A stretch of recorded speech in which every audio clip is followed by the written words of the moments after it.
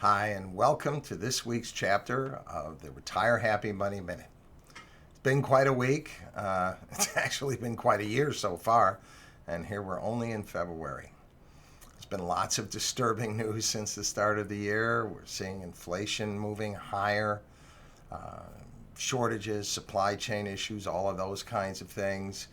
Of course, we know that the Federal Reserve has announced they're about to start increasing rates. And then the cherry on top, this week we've had Russia invading Ukraine.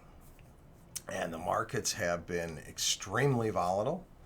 You add in that volatility and the drop since the beginning of the year.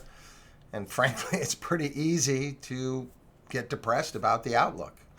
I've been getting emails and calls from nervous folks, and it's totally understandable.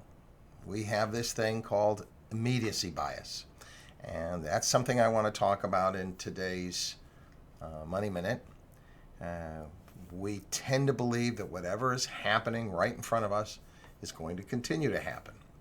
The market's going up. We've had a pretty much uninhibited, uninterrupted increase since 2009.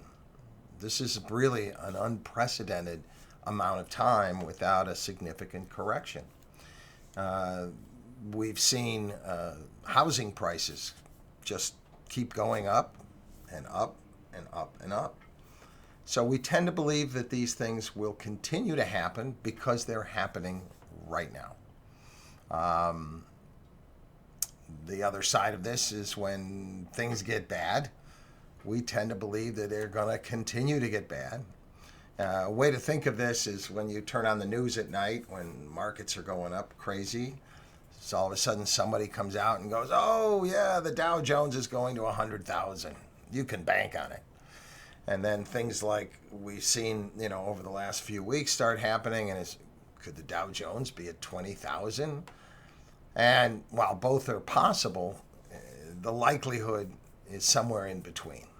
So just want to encourage folks. We ended this week in the stocks on a very positive note between yesterday's key reversal and today's strong up move. You're getting, a reprieve, if you will, is the way I see it.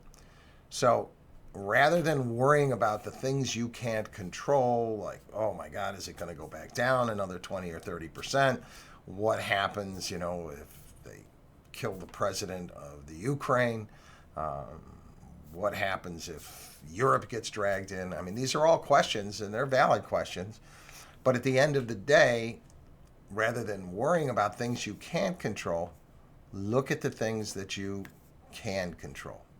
Use this bounce as an opportunity to reposition your assets, your investments, into strategies that suit where you are in your life, in your personal economy.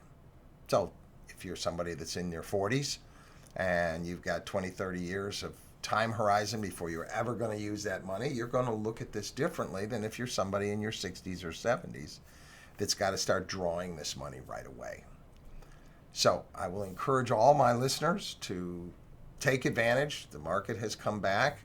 It's a good time to perhaps rebalance, reallocate, or re-strategize. So take a look inside. Where are you at? What are you trying to accomplish with these investments? And then make the adjustments that will serve that vision. Because it's not what the economy in general is doing. It's what your personal economy is doing, and will it get you what you're looking for? If you need help or you have any questions, you can contact us through the website, www.gainerfinancial.com.